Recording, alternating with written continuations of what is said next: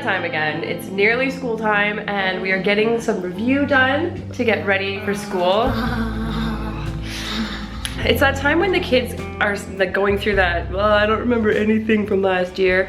Teachers, we call it summer haze because they've pretty much forgotten everything from the previous year. So I'm getting them to do some review and hoping to get them geared back up for school. Especially this Arthur, because I just called his principal actually.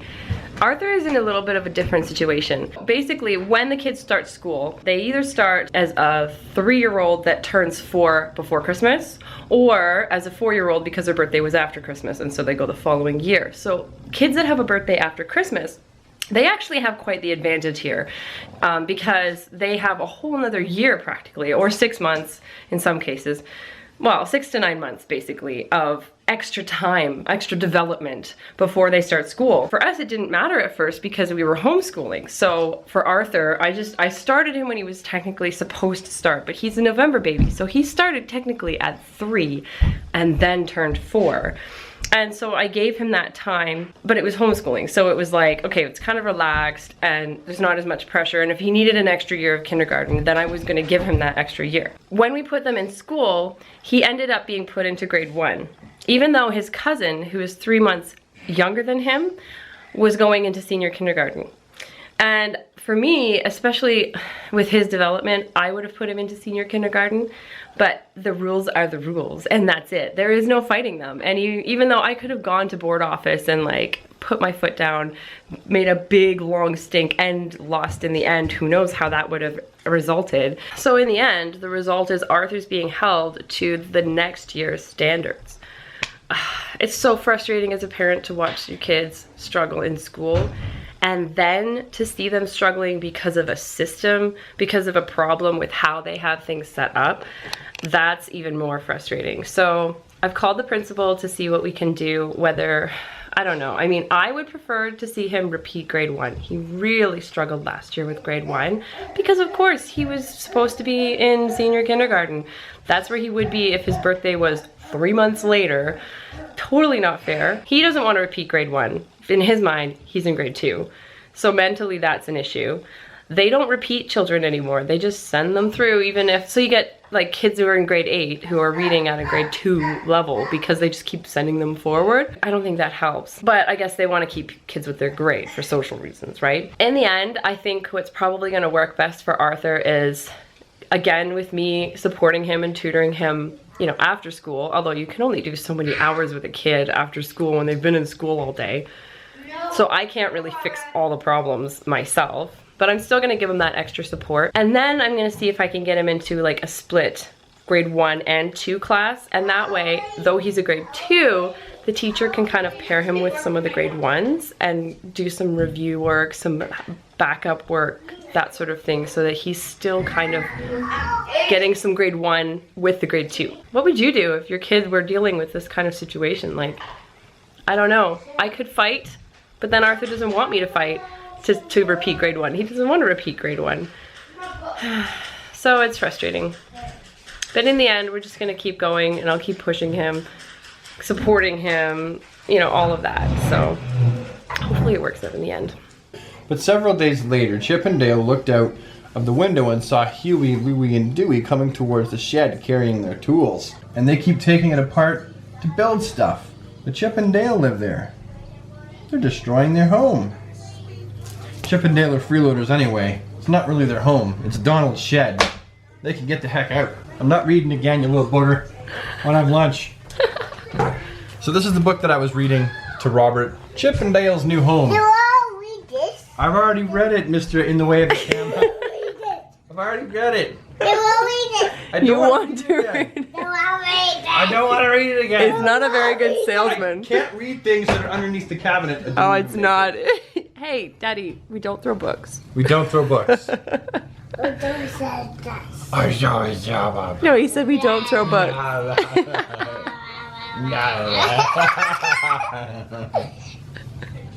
You're right. We don't throw books. Ever. Do we throw Roberts? Unless we become haunted spirits. Haunting spirits always throw books.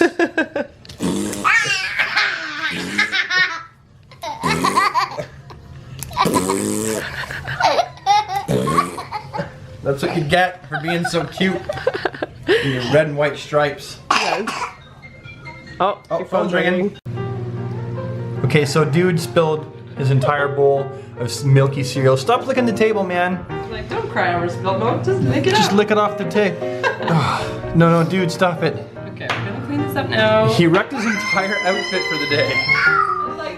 I know, a little sailor shirt and his shorts. Yeah. No. Seriously though, we should probably not let him lick the Okay, you can drink milk that. from the table. I did it as a kid though, actually. Okay, man, show me your shirt. Yeah, and see your shorts, you're all spilled down there, and there's the milk on the floor. No, I got his head, grab him. Do not lick off the floor, that's dirty. No, look it, I'm gonna wipe it up and you're gonna see the cloth. Brown, look. Ew, you don't wanna lick that. That's dirty. Dirty. Okay, we gotta take off your clothes, they are wet and dirty. He's climbing you. Okay, ow. How bad is the shirt? You didn't spill? Yeah, it's got a little bit on his shirt. Like a little, but not very much. Not like enough to change the whole shirt. The pants are toast. We gotta change your pants. Oh, that's nasty. What just happened there? What did we just see? Lots of slimy goo coming from his mouth. Hey, don't play with the camera strap, you cat. He's playing with it. Like a cat. Please. On my back?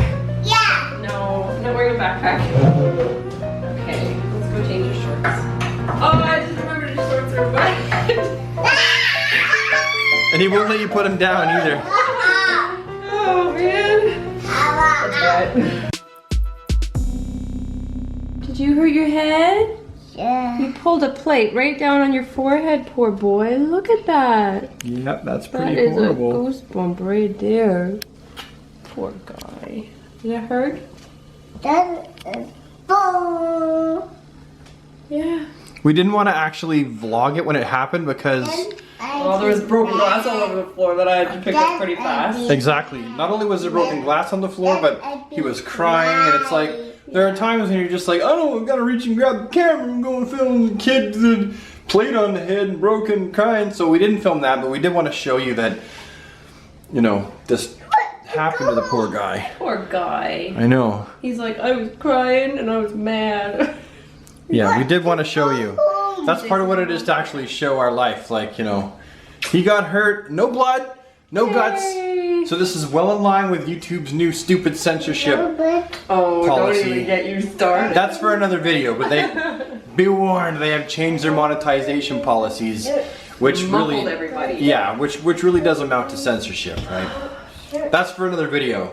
Anyway, You drink there you go. You're having your milk, that makes everything better, and now we can also get a better look at your head. Bump. See that, everybody? Poor guy. Yeah, poor little man. It is better. Everything's better. Everything's better now. So, a bit of an update. I talked to Arthur's teacher for next year, Ms. Maxwell, and we are going to meet next week because I really want to sit down with her and find out what she has got planned for Arthur. I talked to the principal and she's like, basically, in a nutshell, once the children have been put into a classroom, which I didn't know happened in June, I thought it happened, you know, I don't know, now. No, they've already basically set in stone where the children are going, and if she lets us switch classrooms, then she has to let everybody switch classrooms. I'm thinking, who else is asking to switch classrooms right now? And I'm not gonna tell anybody. It's kind of like that, what is that, like a Lay's chip commercial, you know, where like two guys are at the North Pole and the one guy wants a chip and he's like, if I give you a chip, then I have to give one to everybody else. And the guy's looking around like, who else is here? Just me. Yeah, I kind of felt like that. So I'm not very happy, but he's stuck in a straight 2 class.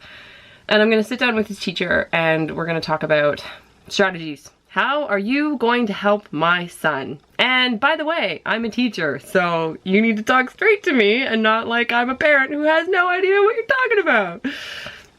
We'll see how this goes.